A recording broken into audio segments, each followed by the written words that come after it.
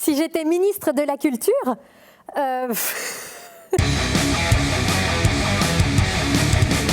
si j'étais ministre de la Culture, je chercherais bien sûr à convaincre mes collègues du gouvernement de l'importance de soutenir les arts et la culture. Et bien sûr, ceux-ci m'écouteraient d'une oreille bienveillante. Mais au moment de voter les crédits, ils affirmeraient qu'il faut privilégier les vraies urgences, les vraies nécessités, les vraies affaires.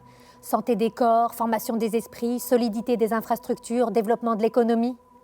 Alors au lieu de m'obstiner à leur servir les arguments 1000 fois répétés, la création artistique, moteur de développement économique, expression par excellence de notre identité, je déclarerai sur le champ la tenue de journée sans culture.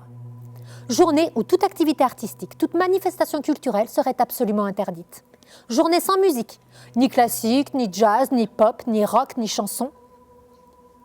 Toutes les salles de concert fermées. Toutes les petites salles de tous les petits bars des villes et des campagnes désertées. Pas de musique à la télé, à la radio.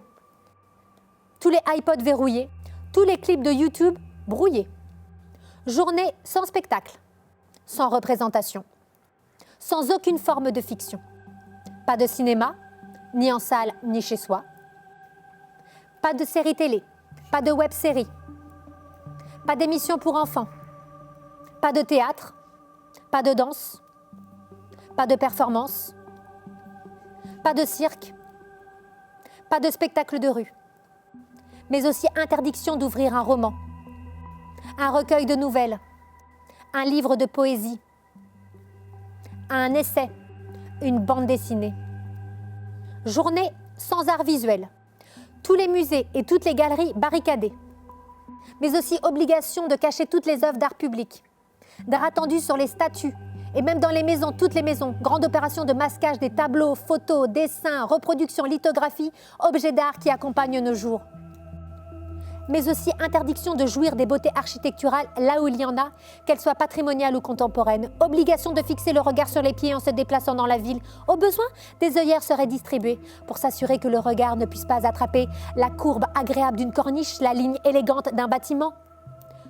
Combien de temps dureraient ces journées sans culture ? Je ne sais pas encore. Le temps qu'il faudrait pour bien sentir l'enfer suffocant que seraient nos existences dans cet univers de stricte efficacité, univers sans images provocantes, bouleversantes, intrigantes, sans musique tendre ou énergisante, sans possibilité de rire et pleurer, sans possibilité de réinterpréter le monde par notre imagination, le temps qu'il faudrait pour bien sentir le manque, la sécheresse, la déprime profonde, les premiers signes de dysfonctionnement. Le temps qu'il faudrait pour que mes collègues eux-mêmes commencent à manquer d'air et réclament leur film de fin de soirée, leur livre de chevet, leur musique préférée, la beauté sur leur mur, le tremblement de l'émoi artistique dans leur poitrine. Le temps qu'ils cessent de me considérer comme ministre de superflu et m'invitent à la table de l'essentiel, ministre de l'équilibre des âmes, du battement des cœurs, de la respiration, ministre de l'oxygène.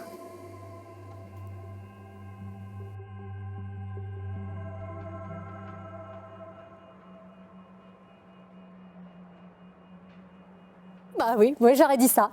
J'aurais dit ça, quoi.